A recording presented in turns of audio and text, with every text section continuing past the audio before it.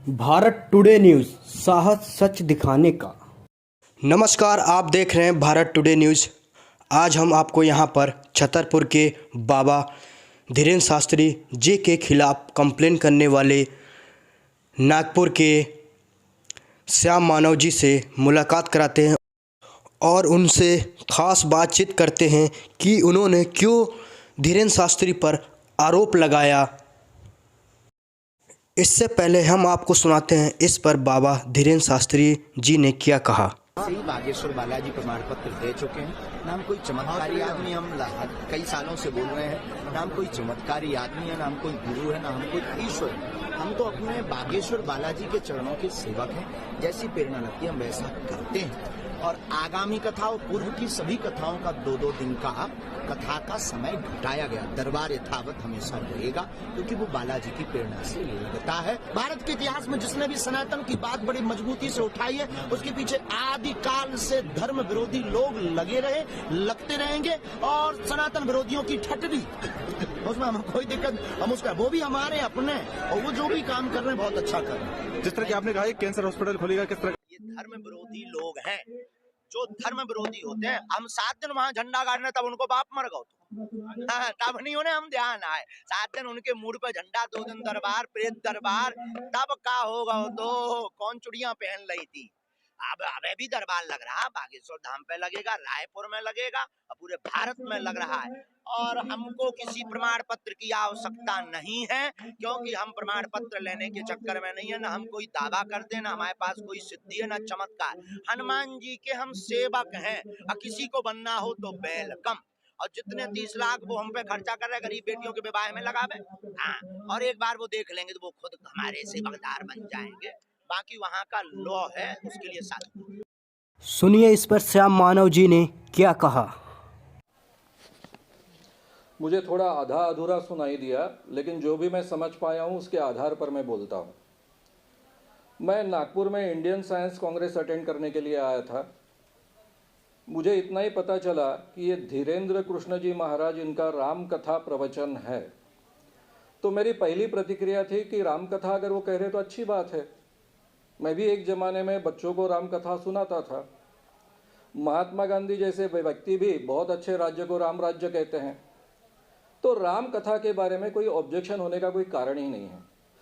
रहा सवाल इनके दिव्य दरबार का, मुझे काफ़ी लोगों ने ये ध्यान में ला कर दिया कि सर जी केवल राम कथा तक ये बात सीमित नहीं है। 5 से 13 जनवरी तक राम कथा प्रवचन तो है ही, साथ में 2 दिन दिव्य दरबार लगने वाला है। बाद में जिसको महाराज ने प्रेत दरबार ये शब्द का भी उपयोग किया। और 7-8 तारीख को दिव्य दरबार नागपुर में उनका लगा भी। अखिल भारतीय अंधश्रद्धा निर्मूलन समिति गए 40 सालों से पूरे महाराष्ट्र में और आसपास के 4-5 प्रांतों में काम कर रही है। हमारा कहना ऐसा है शुरुआत से, जब से हमने ये संगठन शुरू किया तब से, कि हम धर्म के खिलाफ नहीं, भगवान के खिलाफ नहीं, लेकिन धर्म और भगवान के नाम पर जो ठगी होती है, लोगों का शोषण होता है, उसके खिलाफ हमारी मूवमेंट है। और गए 40 सालों से हम ये काम कर रहे हैं, इस ढंग के आह्वान दे रहे हैं। लाखों व्याख्यान आज तक मेरे सभी कार्यकर्ताओं ने मिलकर दिए हैं। और इतना ही नहीं तो हमने बड़े बड़े बाबाओं को, हजारों बाबाओं को आज तक एक्सपोज किया है।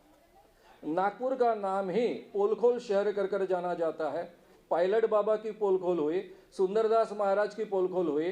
बहुत 5 मिशनरी बाहर यहाँ आए थे नागपुर में, उनमें से 4 फॉरेनर्स थे, उनको भी अरेस्ट हुई। कई बड़े बड़े लोगों का आज तक का पोलखोल करने का रिकॉर्ड नागपुर का रहा है, अखिल भारतीय अंधश्रद्धा निर्मूलन समिति का रहा है। बाबा जो बोल रहे हैं साफ तौर से झूठ बोल रहे हैं। और आध्यात्मिक क्षेत्र में काम करने वाले व्यक्ति ने झूठ बोलना अच्छी बात नहीं होती है। उनका दिव्य दरबार नागपुर में 7 और 8 तारीख को लगा। अगर दिव्य दरबार 7-8 तारीख को नहीं होता तो उन पर कोई भी कानूनन कार्रवाई मेरे लिए संभव नहीं थी। वही बात मैं आपके सामने रख रहा हूं। और उनके खिलाफ इसके तहत कंप्लेंट दायर की है, क्योंकि मैं खुद महाराष्ट्र अंधश्रद्धा, महाराष्ट्र की जो एक कमेटी है जादू टोना विरोधी कानून प्रचार प्रसार अंमलबजावनी समिति, उसका सह अध्यक्ष हूँ। कैबिनेट मंत्री सामाजिक न्याय विभाग के उसके अध्यक्ष होते हैं, राज्य मंत्री उसके उपाध्यक्ष होते हैं और कमिश्नर जो होते हैं वो सदस्य सचिव होते हैं। उस कमेटी की ओर से मैंने ये तकरार दाखिल की है और पुलिस को ये मैंडेटरी है, उनको ये तकरार दाखिल करनी होगी, एफआईआर दाखिल करना ही होगा और बाबा को अरेस्ट करनी ही होगी, क्योंकि कानून ही इतना कड़ा है। पहली बात ये समझ लीजिए। महाराज कितने झूठ बोलते हैं, इसका उदाहरण अगर आपको देखना है तो सीधा यूट्यूब चैनल खोलिए और धीरेन्द्र महाराज के कई वीडियोज आप देखिए। एक वीडियोज का मैं हेडिंग आपको बता रहा हूं, जो लोग कहते हैं दिव्य शक्तियां नहीं होती वो आंखें खोलकर देख ले ये चमत्कार, ये टाइटल है उनके वीडियो का। ये जो वीडियो है उसमें कहां कहां उन्होंने इस कानून का उल्लंघन किया है उसके मिनट्स के आधार पर, जैसे कि 1:15 मिनट से लेकर 3:57 मिनट तक का उनका चमत्कार का दावा है। मैंने किसी को नाम दिया था, हमें नाम और उम्र से कैसे पता चला, सामने के व्यक्ति का नाम और उम्र हमें कैसे पता चला। ऐसे कई दावे जो उन्होंने किए हैं केवल इन सभी वीडियोस में किए हैं दिव्य, और उसके आधार पर हमने उनको चैलेंज किया कि आपका दावा है कि आप नाम पहचानते हो, पिताजी का नाम पहचानते हो, उनकी उम्र पहचानते हो और मोबाइल नंबर भी कहते हो, तो भाई हम आपके सामने 10 लोग रखेंगे, ये 10 लोगों के आप नाम बताइए, उनके पिताजी का नाम बताइए, उनकी उम्र बताइए और उनके मोबाइल नंबर बताइए। आपका दावा है कि आप भक्तों के घर में जाते हो, कौन से रूम में कौन सी चीज कौन से अलमारी में रखी है कहते हो, इसको क्लेरोवायंस कहते हैं, दिव्य शक्तियाँ कहते हैं। ये दिव्य शक्तियाँ सिद्ध कीजिए। जहाँ ये चैलेंज कंडक्ट किया जाएगा, नागपुर के सभी सम्रांत पत्रकारों के सामने कंडक्ट किया जाएगा, उनके पास में ही जो रूम होगी वहाँ पर हम 10 चीज़ें रखेंगे, उसको वीडियो रिकॉर्डिंग करेंगे और आप उनको पहचान कर बताइए।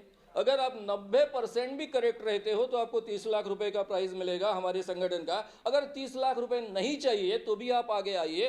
वो चैलेंज स्वीकारते और हमेशा के लिए, मैंने ये भी कहा कि महाराज पैसे न लेते हुए भी चैलेंज स्वीकारेंगे, तो भी उसके लिए हमने पूरी तरह से उनको कंडक्ट करेंगे वो प्रक्रिया को, चुनौती को। अगर महाराज 2 बार 90% करेक्ट बताते हैं तो उनके चरणों पर मैं माथा टेकूंगा, उनसे माफी मांगूंगा और मेरा ये 40 सालों से जो संगठन का काम चल रहा है वह पूरी तरह से हम बंद कर देंगे।